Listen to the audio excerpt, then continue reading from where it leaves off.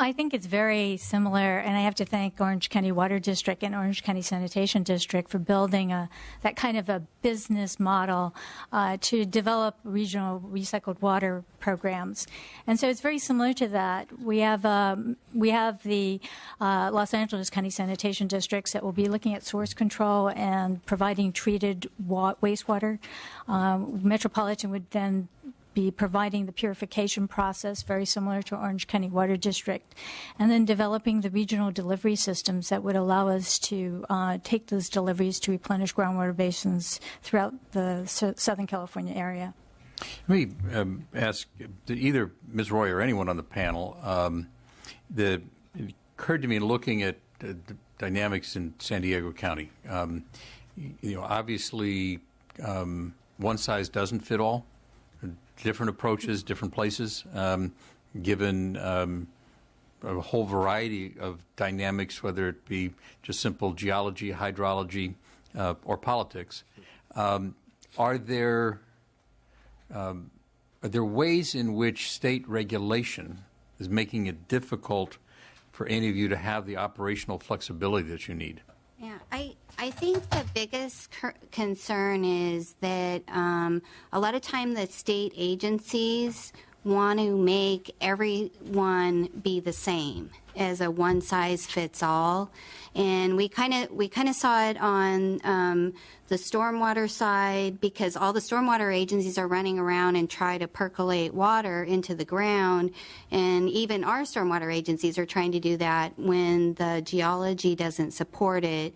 And then on the other side, for example, on the potable reuse, our agencies have a wide range of size of reservoirs and sizes of projects, and we'll see what happens with the state regs, but there is that tendency to try to fit them all into one set of criteria, and so being able to have a criteria that's flexible enough to protect public health, but at the same time permit all of the different types of projects that we have in our region, because the agencies are tying in to their local infrastructure and what they have, and that's what makes the projects cost effective.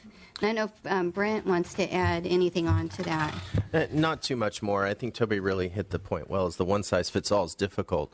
We at the City of San Diego recognize that we're, as I mentioned in my presentation, leading the effort, kind of the first ones out there on this reservoir augmentation. So we recognize that maybe some of the work we're doing where we have very large reservoirs may not be applicable to other agencies. So we're still working with regulators. I'm not ready to say that there's a problem or anything of that nature yet. It's all still being worked out. Anyone else? Just one brief comment. There is in the development of the the surface water augmentation regs, kind of modeled on the groundwater recharge regs, still kind of limits on alternatives. And I think it would be helpful if, when the regulations are finally completed, if they include alternatives that can demonstrate an equivalent degree of public health protection, because that's really our goal, is to make sure that whatever we do is going to be safe. And the way they're written right now doesn't really give the flexibility that might be appropriate. And I think that's one of the real keys for us as a regulated community, is to know that we have the flexibility to encourage us to develop new technologies, to take new approaches, as long as we can demonstrate that we're providing an equivalent degree of protection. And finally, I'm looking at polling from across the state, and polling data seems to indicate that the public is opening themselves up to the thought of recycling and reuse, that there's some movement in that way. And it sounds like that's been your experience on the ground, that there is more openness to this. And anyone would comment on that? It's been a real step forward in Orange County that we've seen in the time that we've been working on our project. We've done an awful lot of outreach. We had an awful lot of people come in and visit. We've had an awful lot of people come from other jurisdictions to visit, and seem to develop a lot more confidence that they go back to their own communities ready to have their own communities embrace the same kind of approach for potable reuse. So we've seen it occur in our service area, and we see evidence of it occurring in other places in California as well. Great. I wonder if my colleagues have any questions? None of this panel. Thank you very much. Thank you. Appreciate you being here. We'll move now to our final panel. This will be on some further discussion on direct potable reuse. Let me invite forward Jennifer West, Michael Flynn, and Jim Fiedler.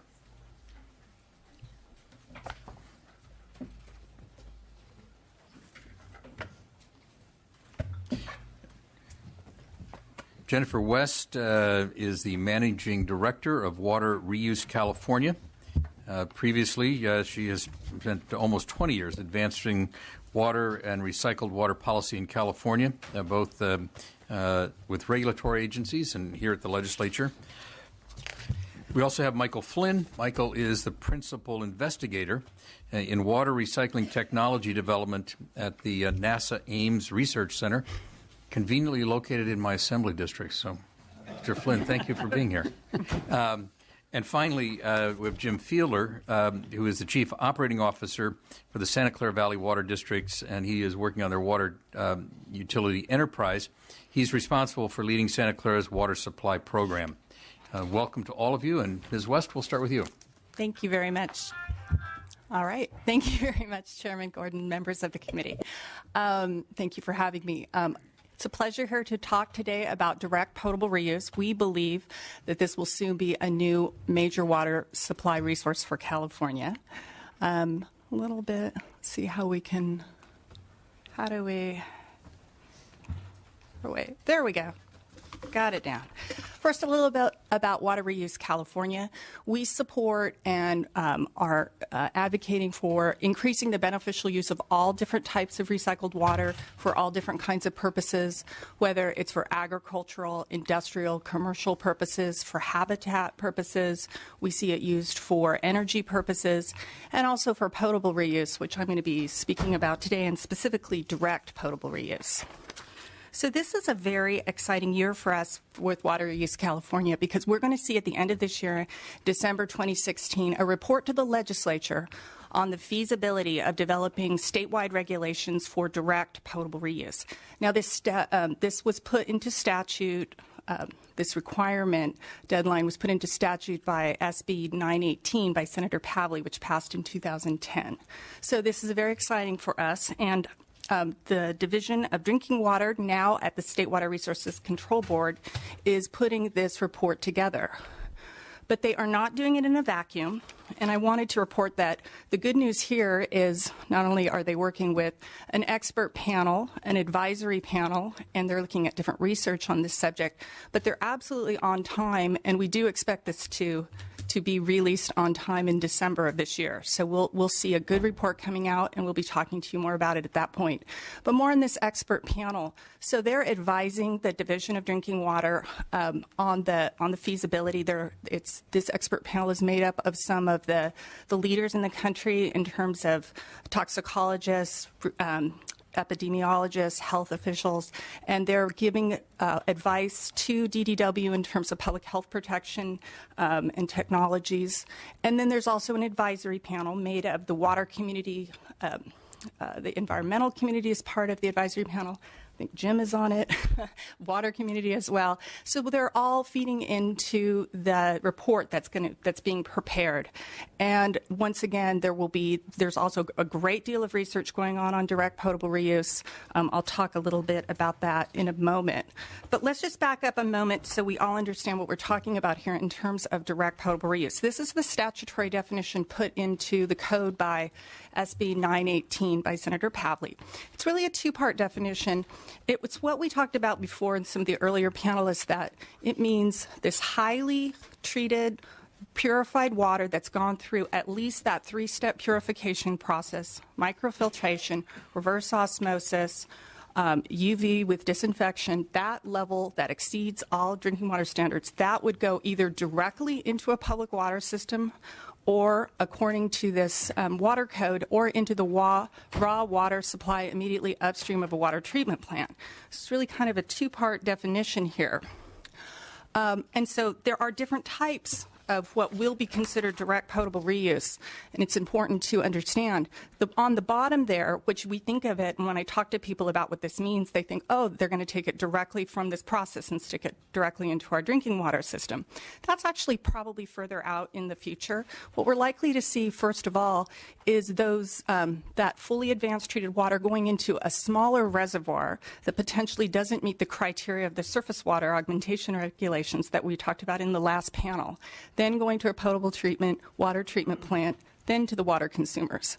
So it's not what you think going straight in. It's probably not, probably not going to be there for some time, but there's different types of DPR, and that's important when we talk about it.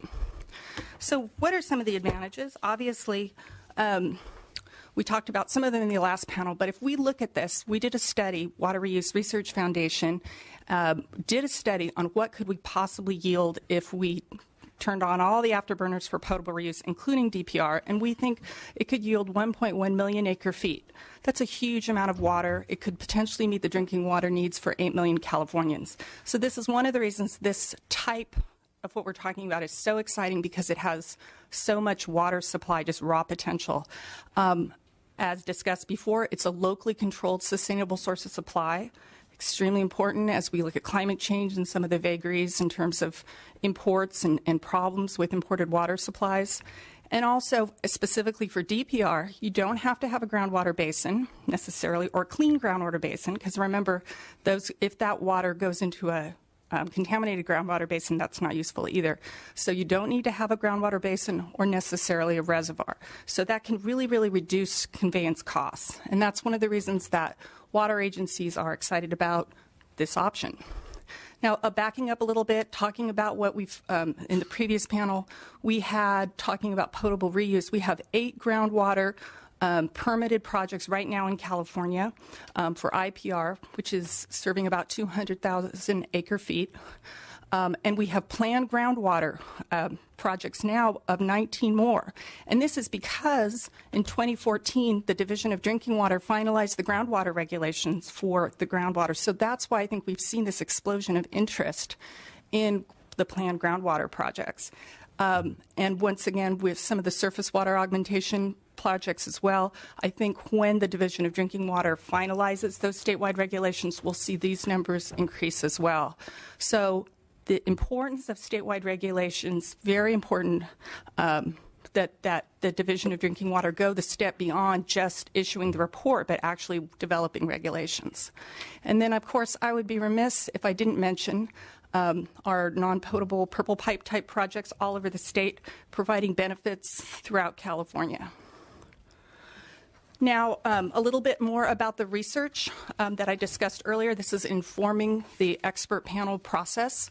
After SB 918 was passed by Senator Pavley, a lot of the community and the wastewater and the recycled water community decided that we needed to really advance and put out a research program specifically looking at direct potable reuse and making sure that we're answering all the technical questions and public health protection questions regarding DPR.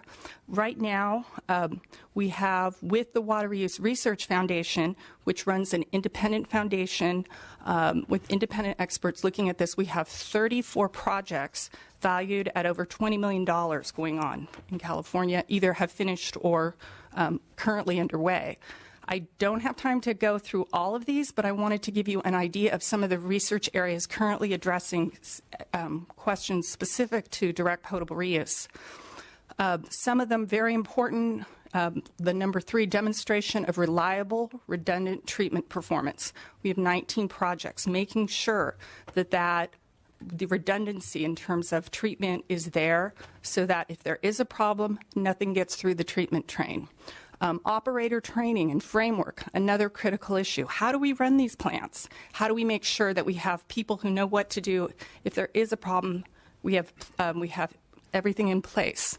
And finally, just pulling out another one that's been important and talked about in previous panels, public perception and acceptance. Very critical. And here's our polling that we did about a year ago in terms specifically of DPR as part of that as part of our foundation work. And what we found here in a poll that we conducted in a couple places in the state, if we look and ask people that don't know anything about direct potable reuse and you read the definition to them, your support initially is only at 40%. But the good news is that after the public hears about the extensive treatment process, they hear about microfiltration, reverse osmosis, UV light, and they understand that it meets or exceeds all drinking water standards, you get back up to a support closer to 60.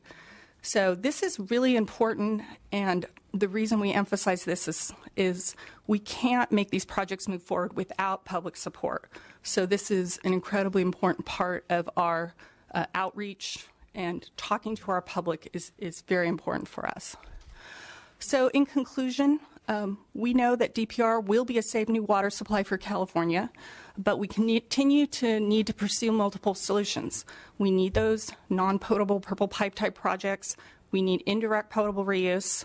And we need our direct potable reuse regulations, not just the report, but hopefully in some not too distant future, we will have the statewide regulations. We obviously, as a part of all of this, need to ensure public health protection, and our public acceptance is critical. Great. Thank you very much. And now, Mr. Flynn. Well, thank you for having me. I'd like to start off by kind of answering the question that everybody has when I show up at one of these meetings, which is, what is this NASA guy doing at a water meeting here? I work in a field called advanced life support.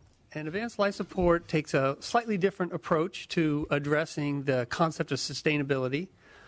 We focus at it not from the standpoint of for the betterment of the ecology, but from the point of view of cost, reducing the cost of operating facilities in space. Our objectives are threefold. Number one, keep the astronaut alive. It's always a bad idea to kill the astronaut. Second one, you have to provide a habitable environment because it's really expensive to have that astronaut in space, and you need to get maximum productivity out of them. It can't be a camping trip. And then the most important is to reduce cost, and that's where water recycling comes. The amount of mass required to keep a human being alive, about 80% of it is water. So if your cost structure is based on launching rockets into space, the most expensive commodity to keep a program going, a spaceflight program, is bringing water into outer space. So NASA's done a lot of work in that. Our premier facility is the International Space Station. And you can think of the International Space Station as sort of the end point in sustainability. If you took a bunch of engineers, locked them in a room, told them that money was no object, and you wanted the most sustainable system you could possibly develop, the space station would be an endpoint for that. That's subtracting the environmental catastrophe associated with launching it into space. We recycle basically all the water in the International Space Station. There is no other source of water other than recycled water. That's recycled urine and humidity condensate. We do complete carbon sequestration. We control the CO2 atmosphere to about 300 and 500 ppm. We're currently working on projects to completely eliminate the concept of garbage, so that will not be in our vernacular anymore, the idea of garbage. And we are working also on treating feces as well, and solid human waste, because they're one of the most valuable commodities that you can have on the International Space Station. So with regard to water, this is a picture of the water system, and you can see here are the astronauts. We've been recycling water since about 2009. This is a direct sort of, to use an old term, toilet-to-tap system, meaning you go to the bathroom, about 3 minutes later you're drinking the water that you just went in the bathroom. I think it's the only toilet-to-tap system functioning on Earth, certainly the only one in the solar system, and it might be the only one in the galaxy, depending on your perspective. This picture's not correct. That's a correct picture there. See how happy those astronauts are, the big smiles, drinking each other's urine there, very excited. Also, we have the added complexity that there's no gravity here. So, it's like take the toilet and bolt it to the ceiling and ask you guys to use the toilet bolted to the ceiling. There's going to be problems. So we develop extremely expensive pieces of hardware because they have to operate in microgravity. They also cannot fail. If they fail, people are going to die or the mission is going to be aborted. So fail-safe systems are extremely important. So these are very costly water recycling systems, very expensive water recycling systems. But we do terrestrial applications.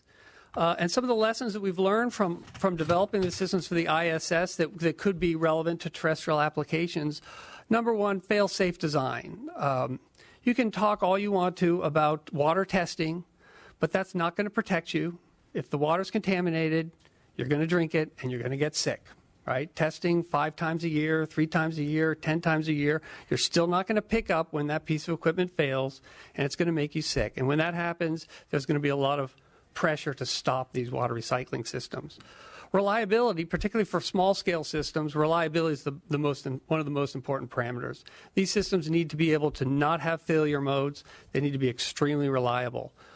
The other one is, particularly for small systems, autonomous operations, very important for us. There's not a Maytag repairman. Even for terrestrial applications, if you have to pay somebody to come fix a small water treatment system, that's going to be the primary cost of operating that water treatment system, having somebody come fix it.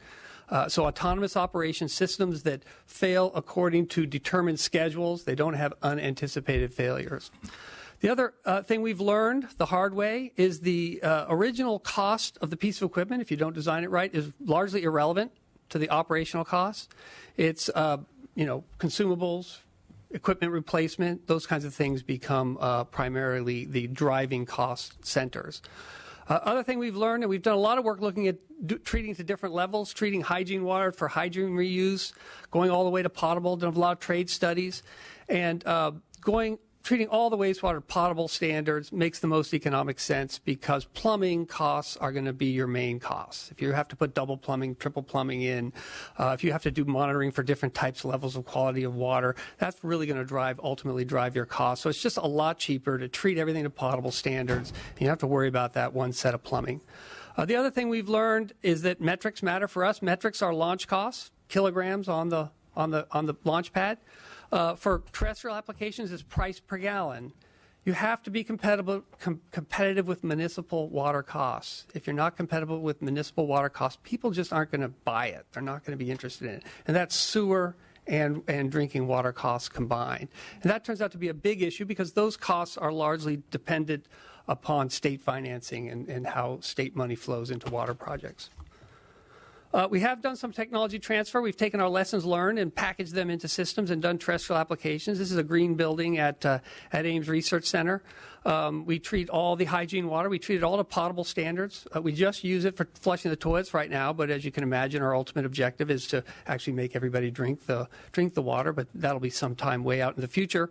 Our approach is build a pilot demonstration plant, operate it for 5, 10, 15 years, demonstrate that we always produce potable water, we never have any failures, and then get the user to agree to it. This uses a unique technology called forward osmosis. Some of you may be familiar with that. You're probably familiar with reverse osmosis. So this is reverse osmosis in reverse, forward osmosis. It's why on hot summer days here, when it's kind of humid out, the salt shaker doesn't work. Forward osmosis makes the salt shaker not work. It's how plants get the water out of soil. You ever think about how you have dirty soil, plants get pure water out of the soil? They use forward osmosis. It's also how your small intestine works. It's how your body works. It's how your body actually recycles water internally. I would point out that small intestine in your body has a life of, 50, 60, 70 years, no maintenance requirements at all. There's no operator. Right? It's an amazing technology as far as reliability, and that's why we're interested in it. We've also developed a version of this for the U.S. Army for forward operating base applications, and here they're doing initially gray water. Ultimately, they plan on doing black water all the way to potable reuse. Forward operating base is the highest level of death in conflicts like Iraq and Afghanistan was associated with local Afghani and Iraqi contract employees trucking water out to these forward operating base and then trucking sewage back. And so the Army has taken an approach to try to develop a self-sufficient base where they actually recycle all the water internally, get rid of those trucking requirements into it. We also do a lot of work in cooling towers. If you look at the state, that's one of the main energy consumption and also water uses. So allowing cooling towers to use groundwater, allowing them to use black water, allowing them to use purple pipe water. We have several projects that we're working on those. That also it reduces water consumption, but it also, more importantly, reduces energy consumption. It has a big CO2 impact. I think cooling tower operation is like number 6 or 7 in the state in power consumption. We've done some work in desalination. We developed a desalination system specifically to address the environmental concerns about desalination. So this system provides no concentrated brine returned to the ocean. It has no entrained kill rate, doesn't kill any of the entrained organisms, and produces no solid waste byproduct. The area that we think is the most important, though, is actually consumer scale solutions. You know, we just went through a drought, 3-year drought, and I often wondered, why can't I just go down to Home Depot and bring my credit card and just solve the drought? Why can't I do that? Why can't I just go down there with my Visa card and buy a product that will just solve my problem? The governor says he wants 20% reduction in water. You know, why is that so hard? Why do I have to let the lawn die to do that? And if you look at like a washing machine in your house, that's about 20% of your water consumption, about just operating a washing machine if you don't have a big lawn associated with it. So if you could just have a washing machine that recycles this water, that would solve that problem, right? So that's a big focus of what we're doing. Consumer scale, small scale systems. They fit right into the NASA mission. These are autonomous systems, have to operate very, very reliably, cannot poison or kill anybody, and no operator allowed. Also, gray water to toilet flush, that's about another 25% reduction. So with those two systems in your house, you could reduce your water consumption by about 50% there. You probably need a permit for the second one because you'll need a plumber. The top one, I don't think you need a permit for that. Just go down to Home Depot and buy it, right? A cardboard box, hook it up, and off you go, right? So we're really interested in pursuing these. The reason we're interested in pursuing them, which is to empower the consumer to solve their own problems so that they're not needing the state government, state financing to solve their problems. Droughts are episodic events. They come and they go. Big projects don't come and go. They stay expensive for a very long period of time. So that's where we've been focusing a lot. Also, and as you know from your local area that you work in, this kind of unlocks that power of that venture capital model. It unlocks the financing, the innovation area, and allows lots of private companies to come in and develop solutions to these problems, sort of like a disruptive technology, I'll admit, but a game-changing technology as well. Now, in order to do this, though, it's probably not good enough for me just to stand up here and say it's safe. You have to have fail-safe design systems. And so just briefly, I'm just going to go through the green building system so you understand what we mean by fail-safe. We have a FO membrane. That's a membrane, like an RO membrane, blocks bacteria and viruses from passing through it. We also have an RO membrane, so now we have two membranes. Both those membranes would have to be ruptured before any bacteria or viruses could pass through it. We have a UV lamp that ensures the water is sterile. We have biocide, and then also we have this AO loop. And the AO loop, if any of the membranes break or have a hole in them, the system will actually stop. So theoretically, this system cannot operate unless it's producing potable water. And that's key for small-scale systems. When you get into somebody's home, there's liability in their home, and it's absolutely important that you make a system that even if it's not maintained, nobody pays any attention to it, it's not going to produce water that's not potable. That's a key parameter, and that's a parameter that's also being used on the International Space Station. But you know what? That's probably not good enough. Me just saying that it's fail-safe and putting a complicated flow diagram up there that bores you as you look at it is probably not going to make you think that something's safe. What you need to do are long-term studies that demonstrate that these systems can be operated in people's homes, in their businesses, and that you don't have an impact on human health, and that you don't have an impact on human factors issues, and that they are economically viable. And that's the focus we're going on right now. We realize that technology is not the problem. We can build these systems. The financing is really not the problem. They're pretty close to the cost of municipal water right now. The problem is the public perception issue, right? And that's where a consumer-based approach works the best. Because if you don't want to recycle water, then don't. Don't buy the product. If you do want to recycle water, then buy the product. But in order to do that, you need to be able to guarantee that it's going to be safe to operate. And that's where completing some of these very long-term, statistically valid studies, looking at multiple households and following and tracking their human health over long periods of time is a critical next step to moving forward. And that's all I have.